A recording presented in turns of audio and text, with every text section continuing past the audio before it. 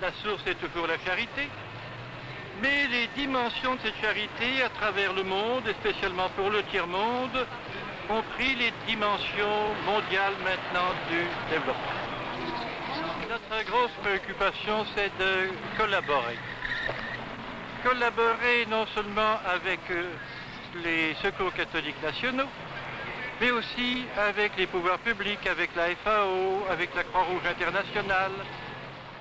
Ces paroles du fondateur du Secours catholique illustrent la dynamique qui très vite a animé l'action internationale de l'association, le travail en partenariat.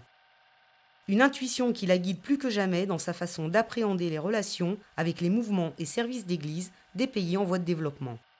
La poignée d'entités composant à l'origine le réseau Caritas Internationalis, au début des années 50, va s'épanouir pour atteindre le nombre de 92 dans les années 70, puis 120 dans les années 90. Ces Caritas, aujourd'hui au nombre de 165, sont les partenaires naturels du Secours catholique et sont partie prenante de la campagne annuelle d'action internationale. Elle est une occasion de donner corps à la volonté exprimée par le fondateur, s'inscrire dans un processus par lequel différents acteurs, chacun avec son propre apport, mettent en œuvre des solutions à un problème donné, ou plus simplement, travaillent ensemble à un projet commun.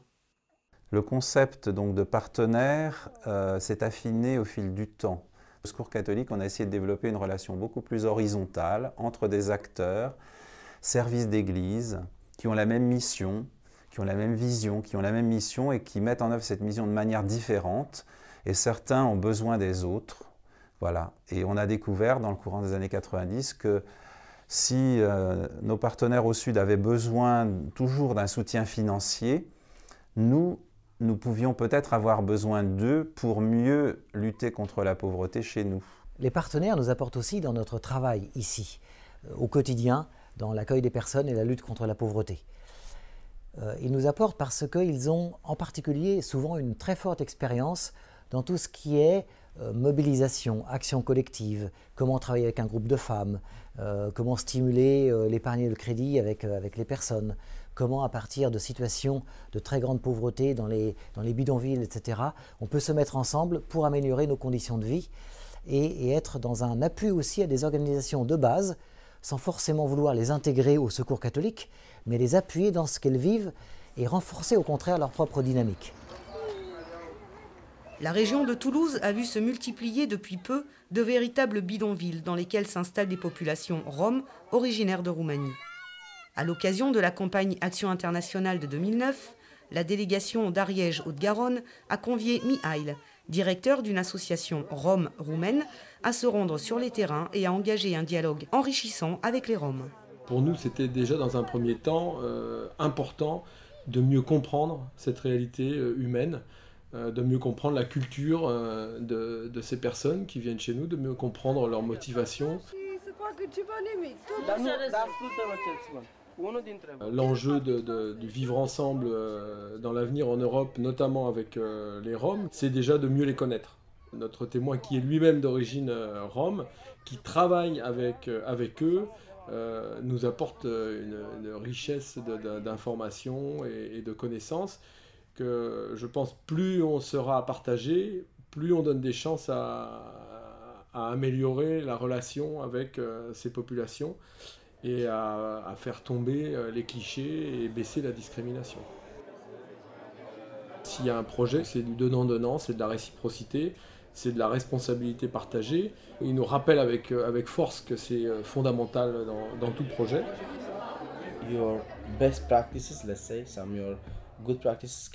Vos bonnes pratiques peuvent être adaptées en Roumanie, pas telles quelles, mais en les confrontant à notre contexte, différent du vôtre. Le travail avec les bénévoles est un bon exemple, tout comme les relations avec les donateurs. Nous avons à apprendre de vos méthodologies, notamment pour se rapprocher de ces donateurs et du grand public. C'est vraiment un échange. Pour les délégations départementales, un autre outil permet d'inscrire dans la durée les échanges avec les Caritas du monde. Il s'agit des démarches d'animation et de partenariat, comme celles initiées par les délégations des Pays de Loire et la Caritas Mali.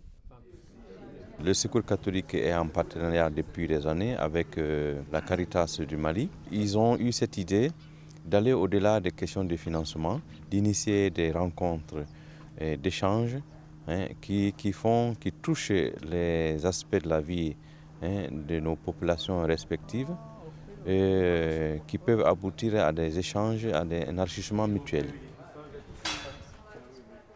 Nous avons rencontré un groupe qu'on appelle le groupe de convivialité. Ce sont des femmes qui vivent dans un même environnement et qui se sentent isolées. Alors que chez nous, l'isolement n'existe pas encore chez nous. Cette zone-là est complètement une zone lacustre.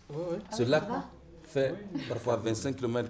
Nous avons plutôt des femmes qui se rencontrent pour mener des activités économiques. Ce n'est pas pour sortir de l'isolement. Leur but, c'est se rencontrer, partager leurs expériences et cheminer ensemble autour d'activités qui peuvent améliorer leurs conditions de vie. Alors là, nous voyons, c'est des aspects sur lesquels on peut échanger. On attache beaucoup d'importance au renforcement des capacités des organisations partenaires, que ce soit dans leurs capacités internes, la gestion des ressources humaines, la gestion financière, l'organisation, la capacité à gérer des projets, mais aussi externes, c'est-à-dire leur capacité à être reconnues comme des institutions dans leur pays et la capacité à influer sur leur société. L'accompagnateur doit amener les acteurs à se questionner sur les questions de gouvernance.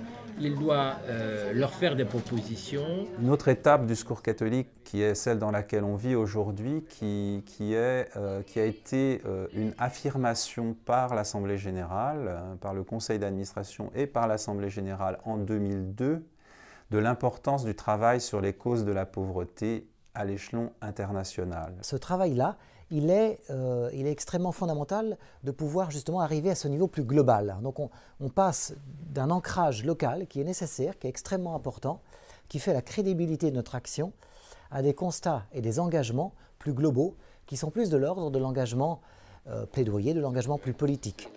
Cette action de plaidoyer, qui s'est largement développée au Secours catholique ces dernières années, peut impliquer une mobilisation d'un autre ordre et la mise en place de liens avec des partenaires n'appartenant pas au réseau Caritas. Il y a un réseau d'acteurs qui sont tous sociétés civiles, c'est-à-dire qui émergent d'une volonté citoyenne de faire quelque chose ensemble, d'une dynamique associative, autour d'un objectif commun, travailler ensemble. Partout où il y a les mines, nous tous, nous sommes engagés à défendre la transparence dans leur exploitation. Pas seulement la transparence des revenus, mais aussi leur utilisation, les conditions d'exploitation environnementales, sanitaires et sociales. Nous avons totalement intérêt tous les deux et un intérêt que nous partageons avec les autres organisations membres de la coalition mondiale Publiez ce que vous payez, qui se battent en Afrique pour que et finalement, ce qu'on appelle la malédiction des ressources naturelles se transforme au contraire vraiment en un bonheur partagé pour tous les peuples. Nous allons appuyer nos partenaires au sud des plateformes Publiez ce que vous payez en termes de formation. On est sur des sujets assez techniques et ils ont besoin d'avoir des formateurs, des sessions de formation. On va les appuyer en les protégeant parce que s'engager dans ce registre dans beaucoup de pays au sud, c'est dangereux. Eux vont apporter la réalité du terrain, ce qu'ils vivent, l'analyse qu'ils en font, et ça va nourrir le plaidoyer que l'on va porter au niveau français ou au niveau européen. Dans le même sens, une clarification des prérogatives des acteurs institutionnels français de la politique en Afrique s'impose. Il est en effet peut-être plus opportun de parler de politique de la France en Afrique au pluriel, tellement les incohérences sont flagrantes entre les stratégies des différents acteurs. On a aussi besoin d'une mondialisation de la charité, de la solidarité. Et nous sommes dans cette phase-là aussi. Et ce sont les aspects très positifs de la mondialisation. C'est une dynamique très intéressante qui permet de faire passer, de faire connaître au moins, et de faire passer les valeurs qui nous habitent, les valeurs évangéliques qui nous habitent, dans un univers qui est celui de la société civile. Et comme je l'ai dit, c'est non seulement... on est non seulement écouté, mais on est attendu. Ça veut dire qu'il y a quelque chose là qui, si nous n'étions pas présents, manquerait à cette dynamique de société civile.